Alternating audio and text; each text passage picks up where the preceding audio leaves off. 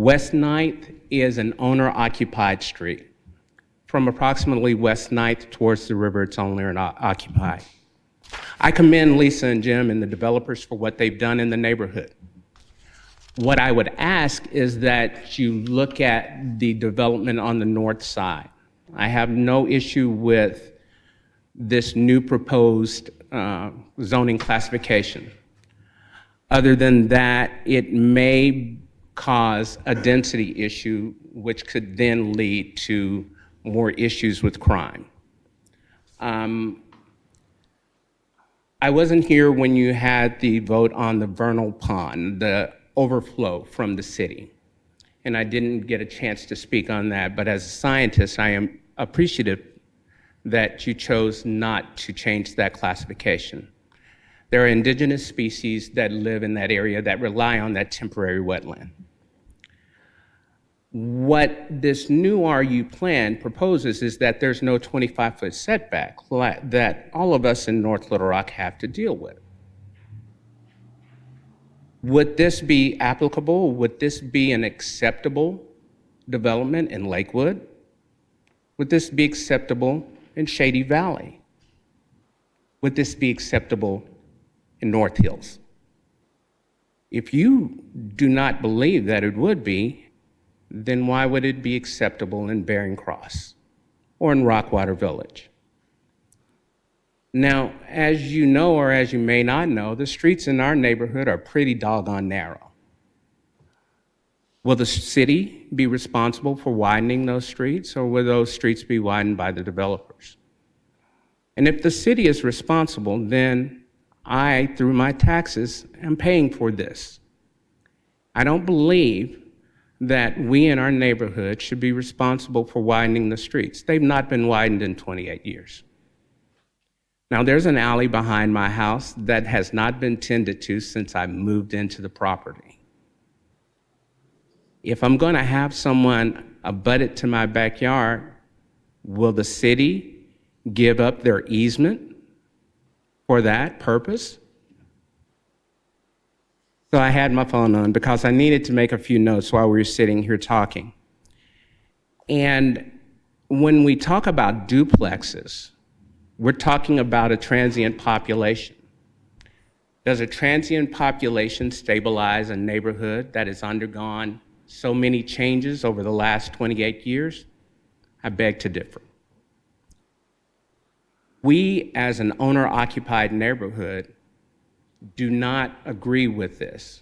Unfortunately, Harlan Hunter couldn't be here today. I've known Harlan since I was 12 years old. And he asked me to come speak on behalf of the Bering Cross Neighborhood Association. When you think of this plan, I think of a plan that's reminiscent of a brownstone in New York. Tightly grouped houses with sidewalks. We finally got kids moving into our neighborhood. That's revitalized our neighborhood in a way that I've not seen in the 28 years that I've been there. I'm not against what they're doing in our neighborhood.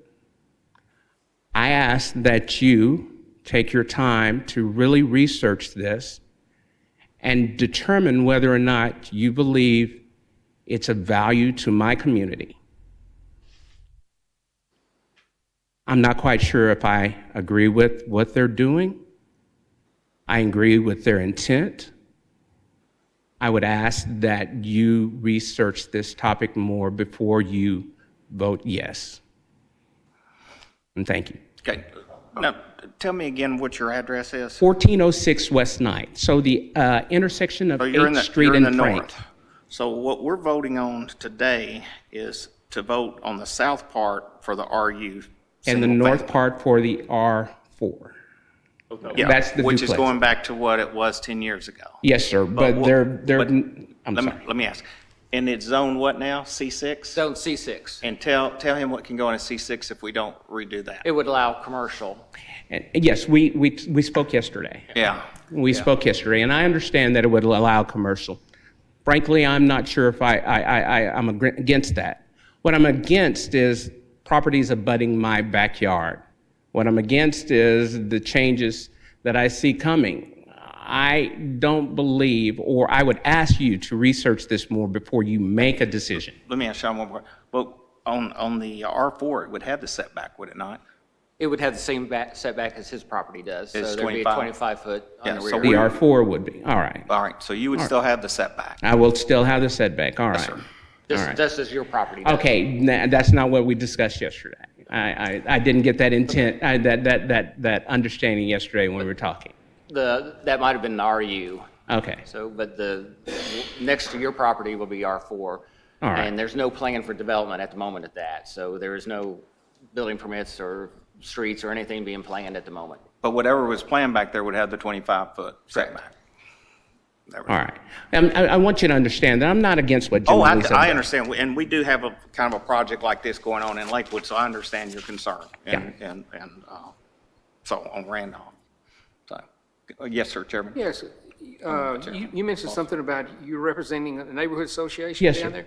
Okay, great. Yes, sir. Have you all developed a petition or anything like that to, Unfortunately, a lot of us, I just got my letter on Monday of this week. okay, So we've not had time to look or even discuss with the neighborhood association, Monday of last week, excuse me. I was in Orange Beach at a conference. So we've not had a chance to get together as a neighborhood and discuss this.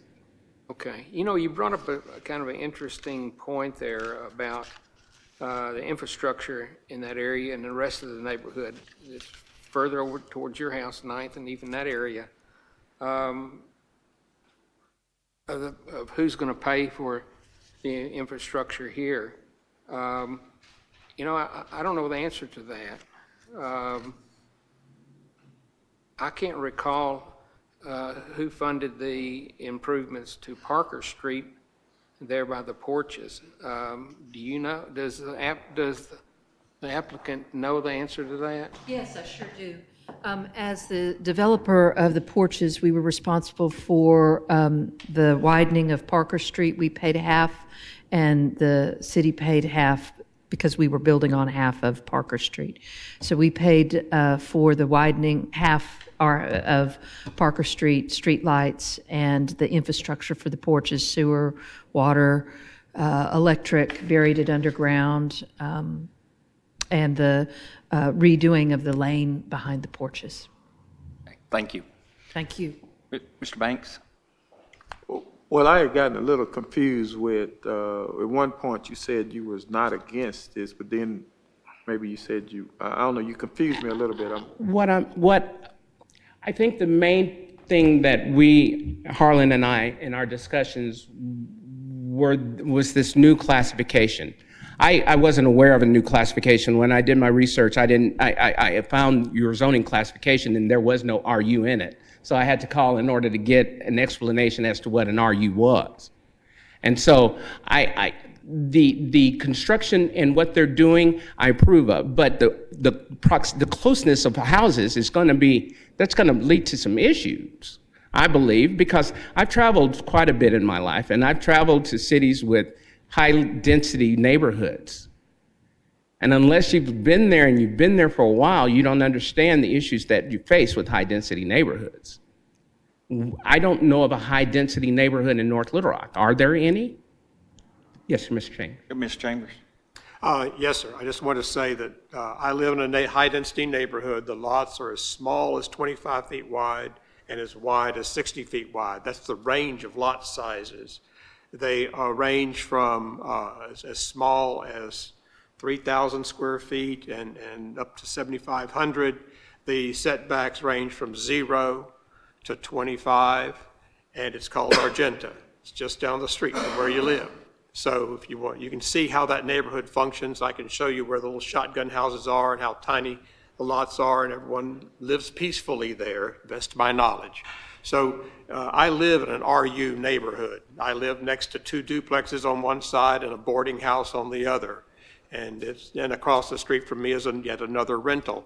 So I'm familiar with all the issues that have been brought up today about the amount of parking on the street and the loud parties and all that, and that just doesn't happen. I do have one benefit that no one else has, and that is that our neighborhood is protected by a historic district. So the view I have outside my front door today is the same view I'll have 50 years from now, because you can't change materially the architecture in the historic district.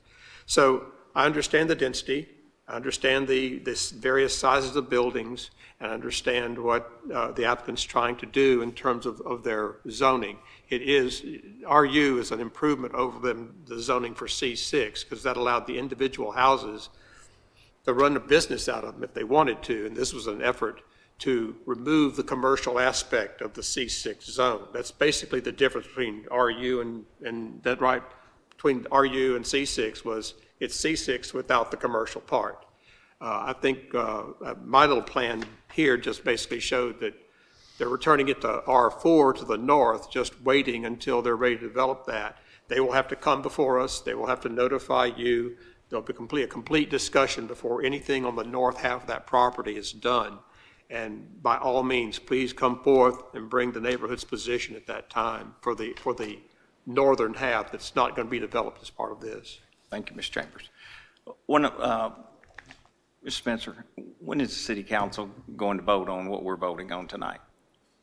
Will be up to the elected officials, but they meet the second and fourth Mondays of the month, so it possibly could be the fourth Monday of this month if Okay, it so gets week after sponsored. next. Yeah, Okay. if it gets sponsored, So the city council's going to make the final decision on this. We're just a recommending board. So that maybe they'll give you time to get with your community and y'all decide if you want to, come to the city council meeting and and We'll meet with be all there. of- Unfortunately, I have Yeah. a business trip that week, and Yeah. so it takes me out. Okay. I'm gone quite a bit over the next month. Yes, sir. I just wanted you to know that. And thank you. Mr. Foster? Let me ask the applicant one question, and I think it might be relevant. You're bringing up some good, issues here, and I appreciate you, doing that. You're very articulate about doing that.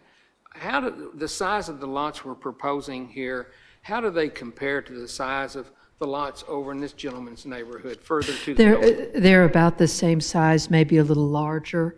It each lot varies, but they're about 50 by 100. Some may be a little larger because of the layout. For example, 11, 12, the ones that you were just looking at, they're a little larger because of their layout. And then the other thing that we're creating is common green space, which is, very, very popular. So they have the effect of being a lot larger, not as dense. And this is about the same size lots as you have at the porches, right? These are bigger than the porches. Okay, so correct me if I'm wrong, Ms. Farrell, but we're kind of creating kind of just an extension of the porches. Isn't that kind of the character of what Yes. we're trying to do there? Yeah, the character, although the lots are larger and the green space is larger. Okay. All right, thank you. I hope that helps And you. wider. I hope that helps you. Totally support it. Yeah. Okay. And we're always delighted to work with the neighborhood. Right now, what we're just working on is the southern portion, the gardens. Okay. All right. Do we have any other questions? Anyone else and thank you very well, but I want to get that 25-foot deal, so that's good for you. So any other comments from the audience? Oh. No. Okay. So would you call the roll? Belasco, Yes. Foster, Yeah, yes. Phillips. Banks. Chambers, Yes? Chairman White. Yes. Okay, it did pass, so now go in front of city council to get on their agenda. All right, this is, do we have any other comments today? And this is public comment time. And as usual, I do have a public comment, as usual. Oh, yes, sir, you can be first. I'll state my name again. No, Okay. it's public comment. My public comment is this. I've been living in North Little Rock for 68 years by choice. And also, I know one thing about North Little Rock, it's landlocked. If you go south, you're running into the river. You go east, you're gonna run into Lone Oak and a little bitty city over there that really is under the auspices of Lone Oak, Kerr, and then if you go north, you're gonna run into Sherwood, and they don't want to give up nothing. If you go west, you're running into Mall Mill. They don't mind North Little Rock managing their sewage, but that's all they want you to do for them. And I know that by reading up on the management of the sewage. So North Little Rock is landlocked. So the only way we're going to continue to grow and to get more tax dollars and all that is through multi-housing facilities, because you get a better bang for your buck when you can put 25 people in a space versus 5 houses or 3 houses, you know what I'm saying?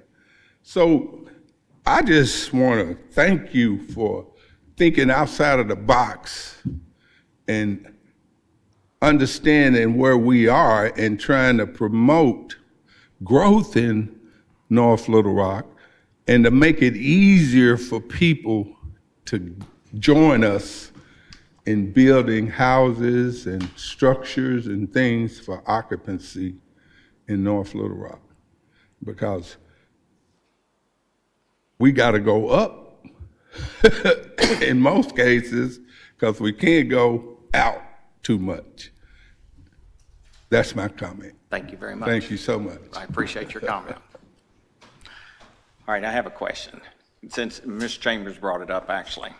Running a business out of your home in North Little Rock, you can do that, right? You can have a home office. You can have a home office. Can you run air conditioning trucks out of them? I'm just asking. I've always told you could have a business, but you had to have a permit, business permit, and that you could run a business through it. So what I'm noticing in my neighborhood is we're getting more and more businesses being run out of a home.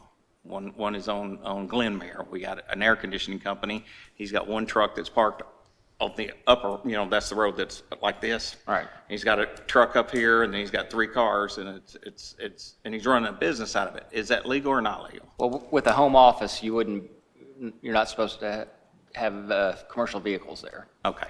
But if it's just your neighbor, he's allowed to drive home his air conditioning van. All 3 of them? I don't know about that, but if there's Okay. not a business license, you're allowed to take home your business vehicle. Right. So if there's a home office there, you're not supposed to have. But you're not supposed to park it, you can park it in front of your house, but you're not supposed to park it on another street in front of another house. It's parking on the streets. You're allowed to park anywhere you want. Okay. So And- the zoning book would not cover that. Okay. And then the last question on Rock Street, since they brought that up. It seems like if they're so concerned about Rock Street, that they would have no parking signs put up. Are there? Okay, that's all I need to know, because I wanted to ask that question, I I think forgot. they are. Yeah. Yeah. Well, we had them put up on Lake Shore for that reason, on Pine Tree for that reason, but I was just curious. Yeah.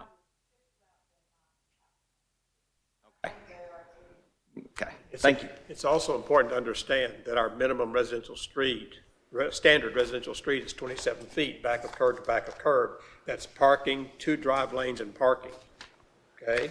So when they say the streets are too narrow and they go measure it, it's 27 feet. That's our standard residential street to accommodate parking on both sides and 2 lanes of traffic.